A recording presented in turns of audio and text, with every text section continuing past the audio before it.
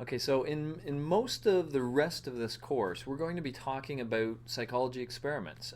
Sometimes there will be experiments related to just humans in general, and sometimes they will be more specifically related to clinical sorts of issues. But we're really going to approach psychology from a scientific perspective. And so one of the first things I want to do then, and we'll do over the next three lectures, is to really make you very comfortable with the scientific method, and to actually turn you guys into scientists yourself.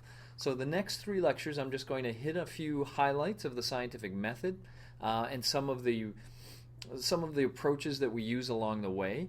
And then in the activity at the end of this week, you're going to get your hands dirty. You're going to get in there with your own data, and I'm going to allow you to ask some questions about yourselves, and ultimately perhaps arrive at some answers. So I think it'll be a lot of fun, and I think by the end of this process, you'll feel really confident and strong about your ability to think about science. And from there on, we'll have a great base to consider a bunch of psychology's coolest experiments. So let's get into the science then.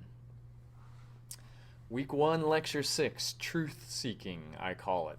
Because really, this is all about trying to find the truth, and the approach that most people believe now is the right approach. So let me go back a little bit in time, because there was a little bit of a philosophical battle for a while. There was a school of thought called the rationalists who believed that you could ultimately come to understand something simply by thinking about it well enough and deeply enough, and perhaps also by arguing with others about it. But through words and thoughts, you could eventually figure out the truth of some situation. So people who believed that were called the rationalists, but they were challenged as we moved in the 1700s and the 1800s by the empiricists. So a sort of new school of philosophers who thought that thinking and talking and arguing wasn't enough. That would be a good way to arrive at a good sense of what the critical questions were. But if you really wanted to know the truth, you could only know that through your senses, they would say. And what they meant by that was by actually doing experiments, by testing your theory in a very real way and seeing if the predictions it makes holds up. So that is what we now call the empirical approach. And that is really what defines anything as truly being a science. So when we say psychology is a science, what we actually mean is we derive truths by experimentation. That's how we come to believe we've learned something about human behavior or human mind, through experiments. Experiments specifically designed to test theories. Okay? Well, that's great. So what we're really talking about now is some interplay of questions and answers. And I want to stress that a big part of the scientific process is coming up with the questions. So you can never get to the truth until you know what truth you would like to know about. And so you have to have some sense of what the question is that you're trying to answer. And in fact, often there are three facets that I'm going to highlight of the scientific approach that can be linked separately to either the questions or the answers, although one's pretty ambiguous. So, specifically, if you're seeking questions, you usually begin doing something called observational research. This could be very formal or very informal. That's what we'll spend the rest of this lecture talking about.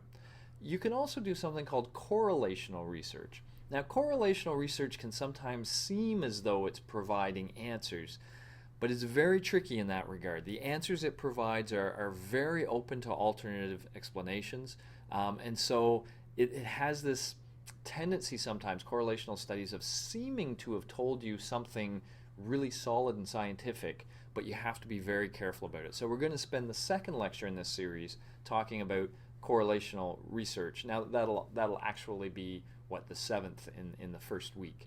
And then finally in the last lecture of this week, we're going to talk about the real way to get at good, solid answers, and that's through experiments and contrasts. So I've put the correlational research in with these seeking questions, because correlational research really does give us a good sense of potential realities. But if we want to really understand them well, we typically have to move on to an experimental approach. and we will spend the last lecture this week talking about the experimental approach and generally how you can look for contrasts across levels of some variable, and that can be very informative.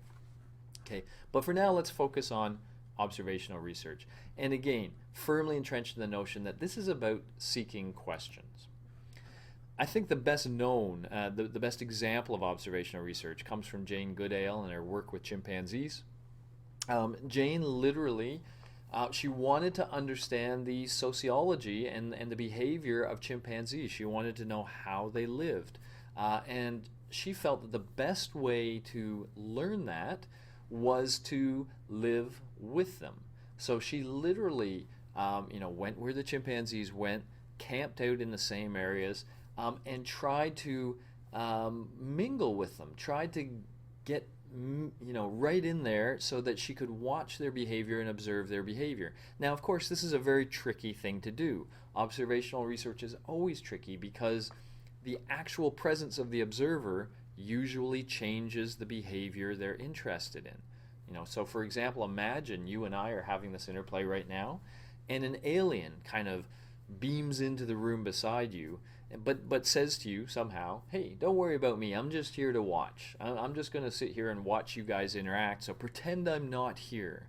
Well, sometimes you just can't pretend somebody's not there. And if an alien were sitting right behind you, your behavior would likely change. Just like the chimp's behaviors likely changed with Jane Goodale being among them.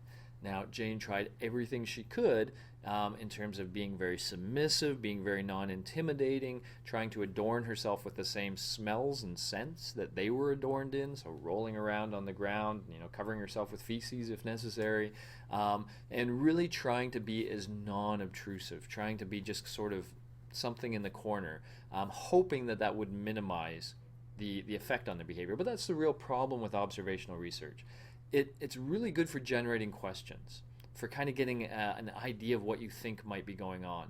But there is always that fact that the observer's there, and that always makes any answers pretty tenuous at best. So more in the question side of things. In psychology, here's some things I want you to think about. We are all informal observational researchers.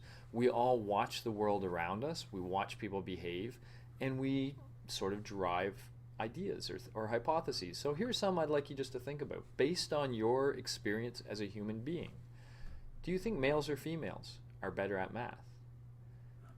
Do you think males or females are better singers? Do you think memory gets worse with age?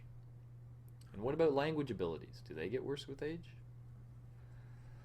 Do you think old people are more likely than young people to be depressed? And would whatever answer you get, would that be culturally invariant? Would it be true of every culture? Or do you think maybe that's true in some cultures, but not others? Okay, these are all just things I throw out there where you could imagine a human being kind of observing the world around them and observing things and kind of forming questions in their mind. I wonder if it's true. It seems to be the case that I wonder if this is true. So that's the real role observational research plays, generating that question and sort of driving the mind to now try to come up with a more formal way of arriving at an answer. Okay, I want to just, at the end of this, to give you a nice little tasty morsel, tell you though that observational research can go a little further. And this is a really interesting example. Rosenham's being sane in insane places. He and about 9 of his friends, well, he had this original doubt that stemmed from observational work itself. He felt like he was not sure that clinical psychologists of his day could distinguish between people who really were and really were not mentally ill. So he and 9 of his friends agreed that they would go to an admissions clinic at a psychiatric hospital and tell the person that interviewed them basically everything truthfully. So they answered every question truthfully, but except for the following. First of all, they said they were hearing voices in their head that they couldn't quite always hear, but they think it might have said something like empty or thud, something like that. But otherwise they didn't. They just answered every question completely honestly. They may probably lied about what their profession was and perhaps changed their name. But otherwise, the only real deception was saying they heard these voices.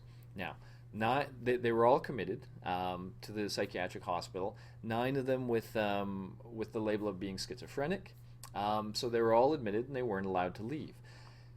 One of the questions, that was the point when Rosenham was really interested in. Okay, now at this point, when we're in the mental hospital, because he thought they would get admitted, how long does it take for the people that work there to recognize that a sane person is a sane person? So everybody that was admitted was told, once you're in, act as sane as you can act, answer every question honestly, be very cooperative, and let's just see how long it takes them to realize that you're sane.